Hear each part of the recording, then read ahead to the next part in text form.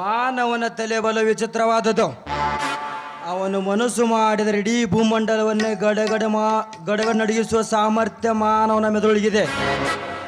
ಅಂತೂ ಕವಿತಾ ನನ್ನ ಮಾತಿನಲ್ಲಿ ಮೋಹಿತಳಾಗಿ ರಮೇಶನ ಮನೆತನವನ್ನು ಛಿದ್ರ ಮಾಡಿ ನನ್ನ ಕೈಯಿಂದ ಸಾವನ್ನಪ್ಪಿದಳು.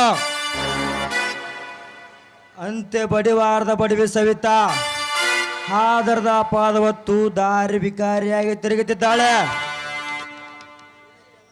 ಇದಕ್ಕೆಲ್ಲ ನಂದೇ ಕೃತ್ಯ. ಹೇಗಿದೆ ಈ ರುದ್ರನ ನರರುದ್ರ ಅವತಾರ?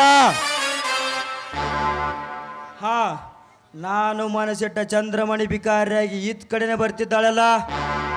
ಬರ್ಲಿ ಇಂದು ಕೂಡಿ ಬಂದಿತ್ತು ಸವಿತಾಳ ದೇಹ ಸುಖ ಅನುಭವಿಸುವ ಸುವರ್ಣ ಅವಕಾಶ.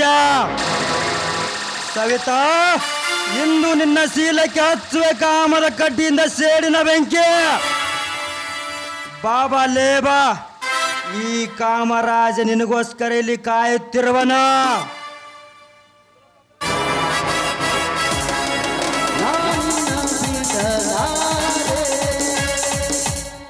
ನಿಲ್ಲು ಸವಿತಾ, ನಿಲ್ಲು. ವಿನಾಕಾರಣ ನನ್ನ ಕೂಡ ಸಂಬಂಧವನ್ನು ಬಯಸದೆ ಸೂಳೆಯಾಗಿ ನಿನ್ನನ್ನು ಮನೆಯಿಂದ ಹೊರಗೆ ಹಾಕಿದರು. ಚಿನ್ನ, ಈ ಪ್ರಿಯಕನನ್ನು ಮರೆತು ಮುಂದೆ ಆರುವೆಯ ಪಾರಿವಾಳ. ದಾರಿಯಲ್ಲಿ ಕಂಡ ಗಂಡ ಹಕ್ಕಿಯ ಸಂಘವನ್ನು ಬಯಸಿ ನಿಜ ಜಾರನೆ ನಿನ್ನಾಗ ಬಾ ಕನಕಾಂಬಾರಿ ಹೂವೇ ಬಾ. ಏಯ್ ಕನ್ವರ್, ಸುಮ್ಮನೆ ದಾರಿಯನ್ನ ಬಿಡು. ನಿನ್ನಿಂದಾಗಿ ನಾನು ಕೆಟ್ಟ ಅಪವಾದವನ್ನು ಹೊತ್ಕೋಬೇಕು. ನಾನು ನಿನಗೆ ಯಾವ ದ್ರೋಹ ಮಾಡಿದ್ದೆ ಅಂತ ನನಗಿಂತ ಕೆಟ್ಟ ಶಿಕ್ಷೆಯನ್ನು ಕೊಟ್ಟಿಯೋ ನಿರ್ಲಜ್ಜ ಪಶುವೆ. ಲೇ ಸೊಕ್ಕಿನ ಹೆಂಡೆ, ಹೆಚ್ಚಿಗೆ ಬೊಗಳದೆ ನನ್ನ ಮಾತಿಗೆ ಮಣಿದರೆ ನಿನ್ನನ್ನು ಮಹಾರಾಣಿಯಾಗುವುದಕ್ಕೆ ನಿನ್ನ ಪಾದಡಿಯಲ್ಲಿ ಹಣದ ರಾಶಿಯನ್ನು ಹಾಕುವೆ. ಇದಕ್ಕೆ ಏನಂತೀಯ ಕಮಲದ ಹೂವೇ?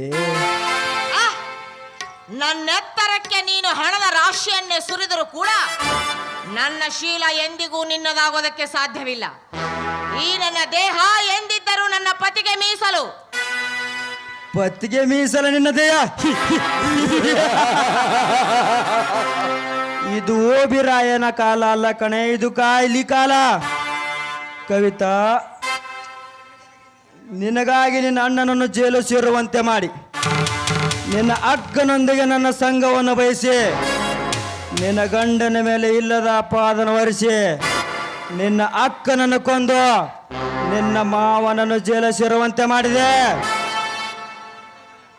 ಅಂಥದ್ರಲ್ಲಿ ಹಾದರದ ಅಪವಾದ ಹೊತ್ತು ಹಾದರ ಮಾಡಲು ಅಂಜುವೆಯ ಮಂಜೂರೇ? ಇಂದನು ನಿನ್ನ ಬಿಡಲಾರೆ. ಈ ರುದ್ರನಾಗನಿಂದ ನಿನ್ನ ಶೀಲ ಸರ್ವನಾಶ ಆಗಲೇಬೇಕು. ಬಾರಲೇವಾ?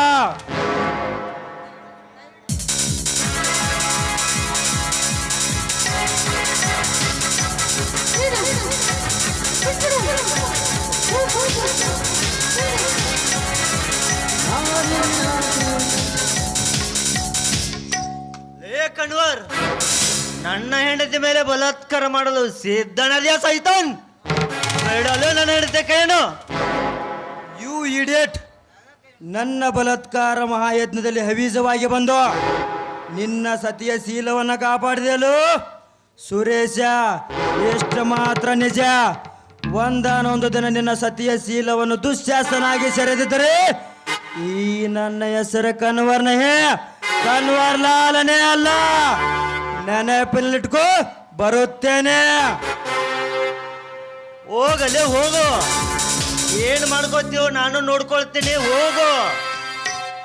ಸವಿತಾ, ಕವಿತಾಳ ಕಪಟ ನಾಟಕದಲ್ಲಿ ನಾನೊಬ್ಬ ಖಳನಾಯಕನಾಗಿ ನಟಿಸಿ ನಿನ್ನನ್ನು ಮನೆಯಿಂದ ಹೊರಗೆ ಹಾಕಿದೆ. ನನ್ನನ್ನು ಕ್ಷಮಿಸು ಸವಿತಾ, ಕ್ಷಮಿಸು. ಛೇ, ಯಾಕ್ರಿ ಇಂಥ ಮಾತನ್ನ ಮಾತಾಡ್ತಿದ್ದೀರಾ? ಆ ಪರಮಾತ್ಮ ಆಡಿಸಿದಂಥ ಗೊಂಬೆಗಳು ನಾವು.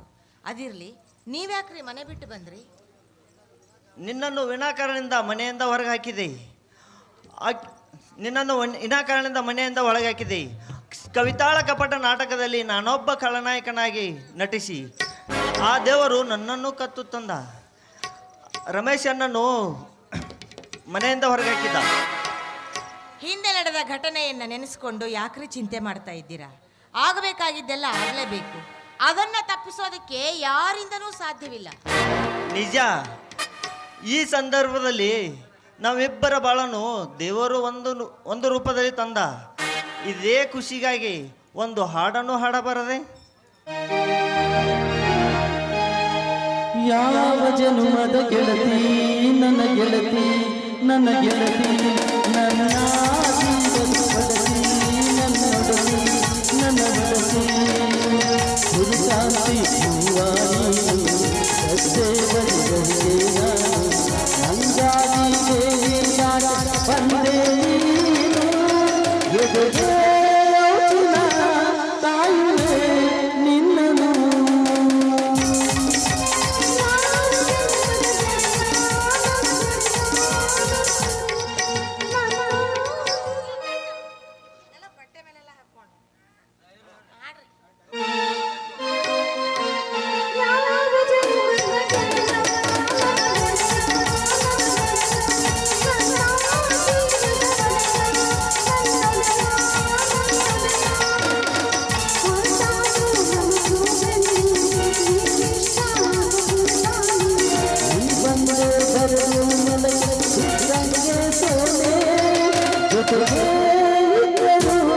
ಗೆಲ್ಲುವೆ ಜಗವನ್ನು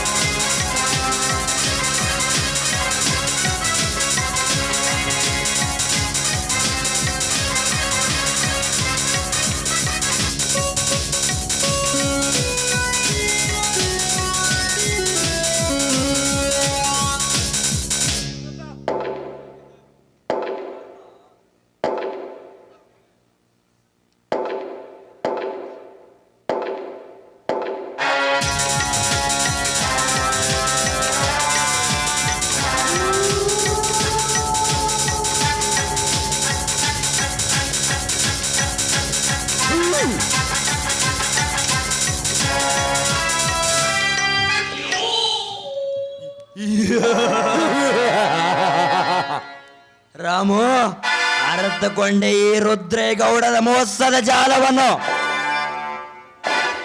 ನಿನಗೆ ಯಾವುದೋ ಒಂದು ಗತಿ ಬರುತ್ತೆ ಅಂತ ಹೇಳಿಲ್ಲ, ಅದು ಭಿಕ್ಷದ ಪಾತ್ರವೇ ಗತಿ. ಇಲ್ಲಿ ನನಗೆ ನಗುವಿನ ಸಂಭ್ರಮ.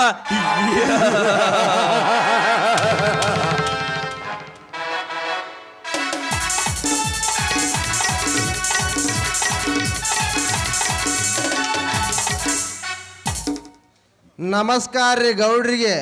ಯಾವುದೋ ಸಂತೋಷ ವಿಷಯದಲ್ಲಿ ನಕ್ಕಲು ನಡೆದಾಡ್ತಿರ್ವಿರಲ್ಲ, ಅಂತ ವಿಶೇಷ ಏನು ಗೌಡ್ರಿ? ಬಶೆಟ್ಟಿ, ನನ್ನ ವೈರಿಗಳು ನಾಶವಾಗಿ ಹೋದ್ರು. ಇನ್ನು ಮುಂದೆ ನಾ ಆಡದ್ದೇ ಆಟ, ಕೊಟ್ಟದ್ದೇ ತೀರ್ಪು. ಬಶೆಟ್ಟಿ, ನಿನಗೆ ಒಂದು ಮಾತು ಹೇಳುತ್ತೇನೆ.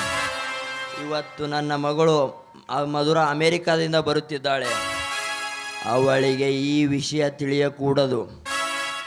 ಮುಂದಿನ ವಾರವೇ ಕನ್ವರ್ಲಾಲ್ ಜೊತೆ ಮದುವೆ ಮಾಡಿಬಿಡುತ್ತೇನೆ. ಆವಾಗ ಎಲ್ಲ ಸರಿಯಾಗಿ ಹೋಗುತ್ತದೆ. ಮಾವನವರೇ, ನಮ್ಮ ಬುದ್ಧಿ ತಿಳಿಯದ ಮರಳು ಮಾನವರಿಗೆ ಒಟ್ಟು ಕಳ್ಳ ಅಪಾದ ನಡೆಸಿದ ಆ ರಾಮ, ಅವನ ತಮ್ಮ ಲಕ್ಷ್ಮಣ ಇವಾಗ ನಮ್ಮ ಮೇಲೆ ಹೆಡೆ ಎತ್ತಿದ ಶರ್ಪನಾಗಿದ್ದಾನೆ. ಹಂಗಾರ ಹೆಂಗ್ ಮಾಡೋದ್ರಿ ಗೌಡ್ರ? ಹೆಡೆ ಎತ್ತಿದ ಸರ್ಪ ಅವರಾದ್ರಿ.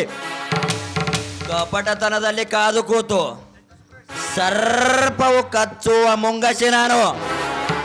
ಹಿಂದೆ ಅವರ ತಂದೆ ತಾಯಿಗಳು ನನ್ನ ಕಪಟ ಕೃತ್ಯಕ್ಕೆ ಸಿಕ್ಕು ಶಿವನ ಸಲ್ಲಿದ್ರು ಸೇರಿದ್ರು. ಆ ಲಕ್ಷ್ಮಣಗೂ ಒಂದು ಗತಿ ಕಾಣಿಸ್ಲೇಬೇಕು.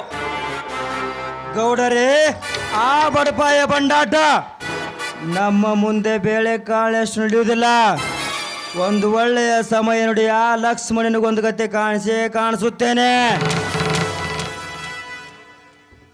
ಗೌಡ್ರೆ, ನೀವೇನು ಅದಕ್ಕೆ ಚಿಂತಿಸಬೇಡಿ. ಹಿಂದೆ ಹೇಗೆ ನಾನು ರಾಮನನ್ನು ಜೈಲಿನಲ್ಲಿ ಒದ್ದು ಒಳಗೆ ಹಾಕಿದ್ದೇನೆ, ಹಾಗೆ ಇವನನ್ನು ಕೂಡ ಒದ್ದು ಒಳಗೆ ಹಾಕುತ್ತೇನೆ ಗೌಡ್ರೆ. ಆದರೆ ಚಿಂತೆ ನಿಮಗೆ ಬೇಡ ಗೌಡ್ರೆ, ಬೇಡ.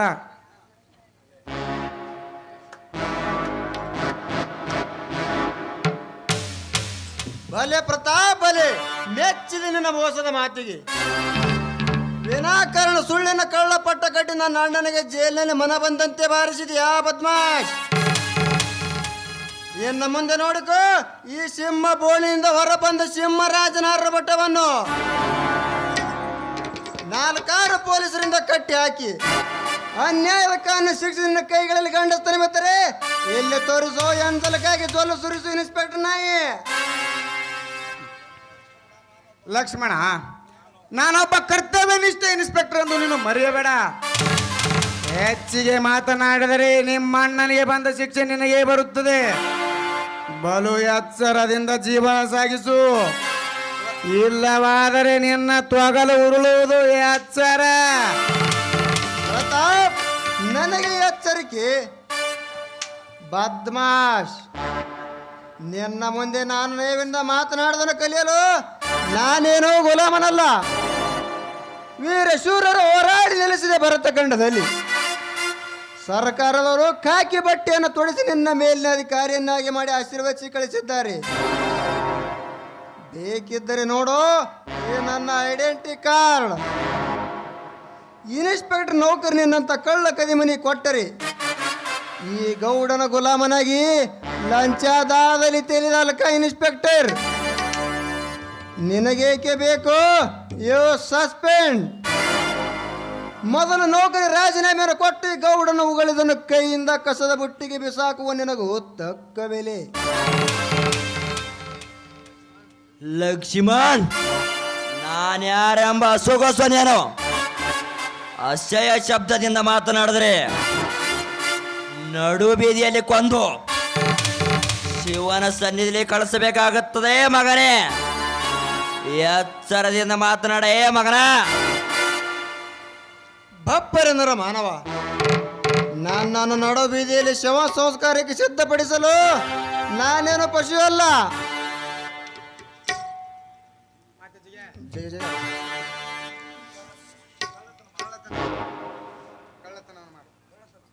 ನೀನು ಈ ಊರಲ್ಲಿ ಕೊಲೆ ಸುಲಿದಗಳನ್ನು ಮಾಡಿ, ಅದಲ್ಲದೆ ಮಾನವಂತ ಮಹಿಳೆಯರ ಶೀಲವನ್ನೇ ಅಪಹರಣ ಮಾಡಿ, ಹಿಂದಿನ ಕಾಲದಲ್ಲಿ ಬರಿಗಾಲಿನಲ್ಲಿ ತಿರುಗಾಡುತ್ತಿದ್ದವು ನೀನು ಇಂದ ಕಾರಿನಲ್ಲಿ ತಿರುಗಾಡುತ್ತಿದೆಯಲ್ಲ.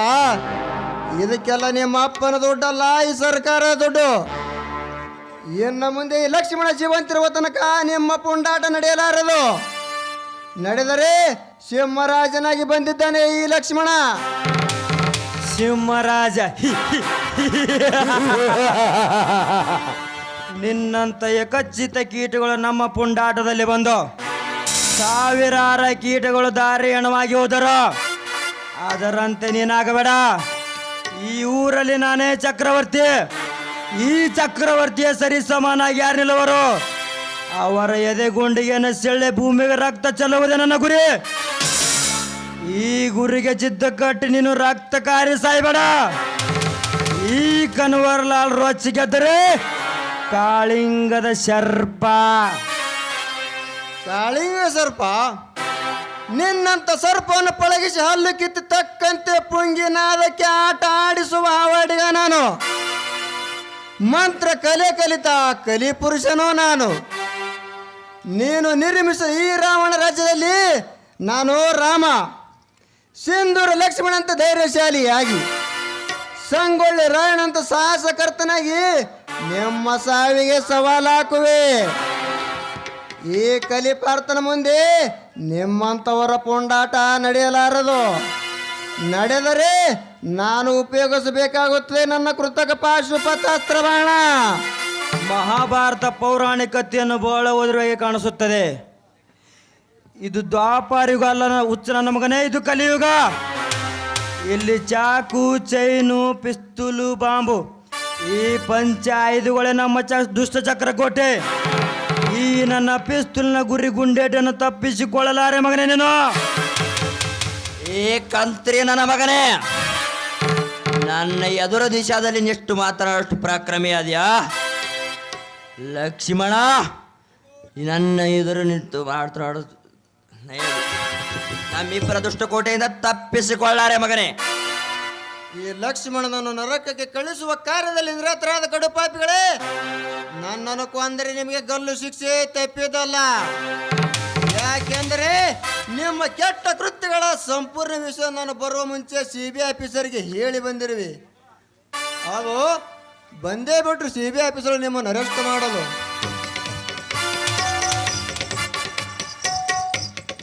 Hands up.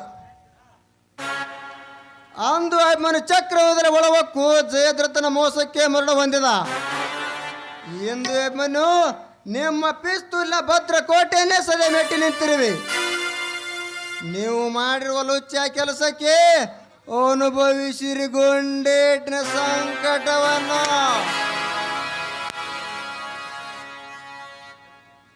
ನಿಲ್ಲ ಲಕ್ಷ್ಮಣ, ಈ ಪಾಪಿಯನ್ನು ನೀನೇಕೆ ಕೊಲ್ತೀಯ? ಕಾನೂನು ಇವನಿಗೆ ಸರಿಯಾದ ಶಿಕ್ಷೆ ಕೊಡುತ್ತೆ. ಆ ವೇಷದಲ್ಲಿ ಎಂಥ ಕೆಲಸ ಮಾಡುತ್ತಿದ್ದೆ? ಬದುಕಿಕೊಳ್ಳಿ ಪಾಪಿಗಳೇ, ಬದುಕಿಕೊಳ್ಳಿ. ಮೊದಲು ನನ್ನ ಅಣ್ಣನ ತಂಗಿಯನ್ನು ಹುಡುಕಿ ಆಮೇಲೆ ನಿಮ್ಮ ಕೈಗಳಿಗೆ ಸಾಕ್ಷಿ ಸಮೇತ ಬೇಡಿ ಹಾಕಿ ಎಳೆದುಕೊಂಡು ಹೋಗದಿದ್ದರೆ ನಾನು ಆ ಶ್ರೀರಾಮಚಂದ್ರ ತಮ್ಮ ಲಕ್ಷ್ಮಣನೆಲ್ಲ ಬರುತ್ತೇನೆ. ಎಚ್ಚರ.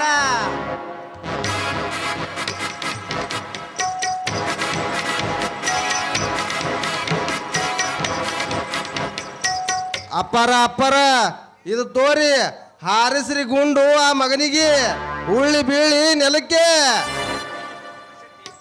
ಶೆಟ್ಟಿ, ಅವನು ಕೊಲ್ಲೋದು ಅಂದರೆ ಸಾಮಾನ್ಯ ಅಂತ ತಿಳ್ಕೊಂಡಿದ್ಯಾ?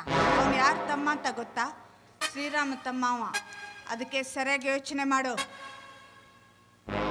ಬಶೆಟ್ಟಿ, ಇದರ ಹಿಂದೆ ನನ್ನ ಮಗಳ ಕೈವಾಡ ಇದೆ ಅಂತ ಕಾಣುತ್ತದೆ. ಇದಕ್ಕೆ ಒಂದು ದಾರಿ ಹೇಳಲೇಬೇಕಾಯ್ತಲ್ಲ. ಆ ದಾರಿಯನ್ನು ನಿಮಗೆ ನಾನು ಹೇಳುತ್ತೇನೆ ಮಾಮಾಜಿ. ಈಗ ನಡೆಯಿರಿ.